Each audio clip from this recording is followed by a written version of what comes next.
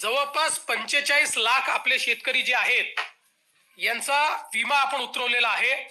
विमा उतरवलेल्या शेतकऱ्यांना याच्या व्यतिरिक्त आता त्याचं कॅल्क्युलेशन चाललेलं आहे, पण याच्या व्यतिरिक्त अगदी कन्झर्वेटिव्ह साईडला जरी आपण पकडलं तरी ज्यांचं पूर्ण नुकसान झालेलं आहे अशा शेतकऱ्यांना साधारणपणे 17,000 रुपये हेक्टरी विम्याचे पैसे मिळतात। नमस्कार शेतकरी मित्रांनो, तर शेतकरी मित्रांनो आता बघा शेतकऱ्यासाठी एक अत्यंत आनंदाची बातमी आता समोर आलेली आहे। कारण की शेतकरी मित्रांनो आता बघा पंतप्रधान पीक विमा योजनातील बघा जे काय राखलेला दावा अखेर आज मंजूर झालेला असून आजपासून शेतकऱ्याच्या खात्यात थट्ट रक्कम जमा व्हायला सुरुवात होत आहे। बघा शेतकरी मित्रांनो, आज तुमच्या खात्यात जवळपास 50 लाख शेतकऱ्याच्या खात्यामध्ये 1200 कोटी रुपये आता प्रधानमंत्री पीक विमा योजनेअंतर्गत आता जमा केले जाणार आहे।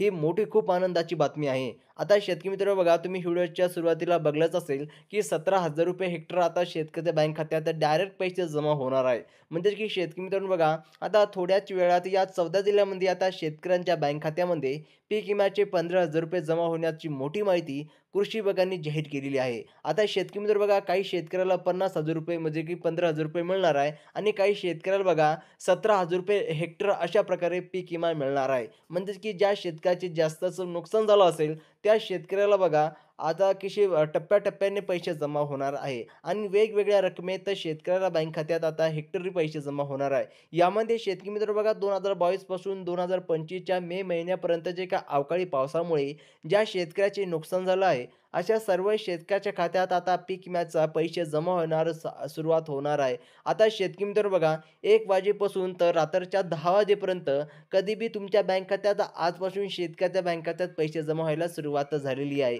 शेतकरी मित्र बघा 2022 पासून ज्या शेतकऱ्याचे पीक विमा मिळाला नसेल किंवा कमी मिळाला असेल त्यांना आता 35,000 रुपयेपर्यंत पीक विमा आता मिळू शकतो। तुम्हाला वाटत असेल की एवढी मोठी रक्कम कशी काय मिळणार? तर त्यांचे कारण सरकारने सांगितले आहे। ते म्हणजेच की बघा शेतकरी मित्रांनो 2022 तसेच 2023 आणि 2024 या मागील 3-4 वर्षाचा पीक विमा आता केंद्र सरकारने शेतकऱ्याला दिला नव्हता।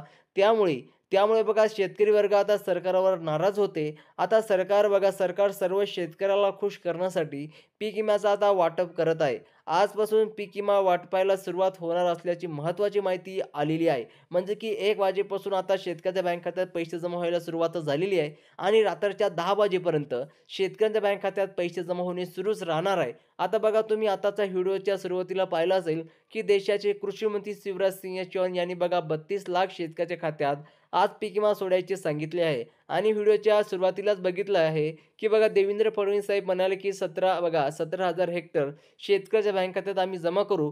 त्यामुळे आता थोड्याच वेळात आता या 14 जिल्ह्यामध्ये पीक विमा आता तुमच्या बँक खात्यात येणार आहे। आता कोणकोणत्या शेतकरी अपात्र ठरण्यात गेलेले आहे यांची यादी सुद्धा सरकारने आज जाहीर केलेली आहे।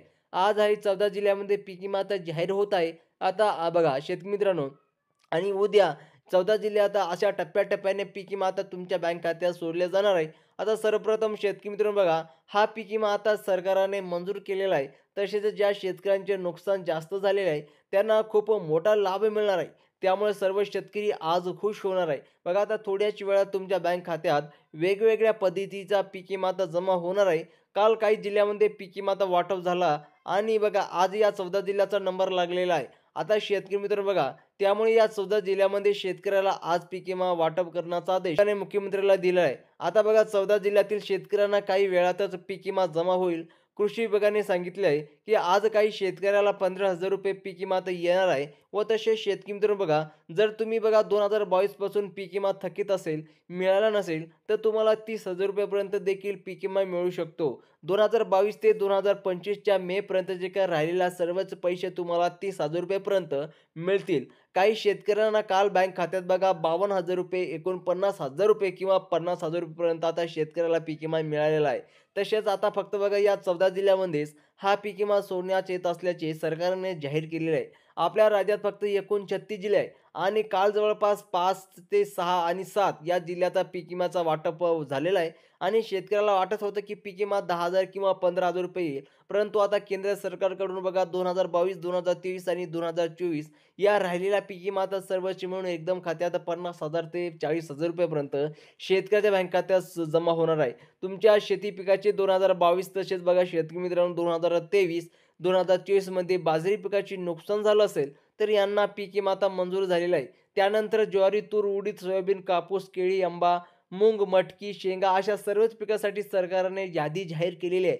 जवळपास 35 पिकाची नोंद या पीक विमा योजनात आढळलेली आहे. व तसेच शेतकरी मित्र बघा, या 35 पिकांमध्ये कांदा, सोयाबीन, बाजरी तसेच ज्वारी, तूर, मटकी आणि कापूस या पिकाला सर्वाधिक पीक विमा आता मंजूर केल्या असल्याने सांगितले जात आहे.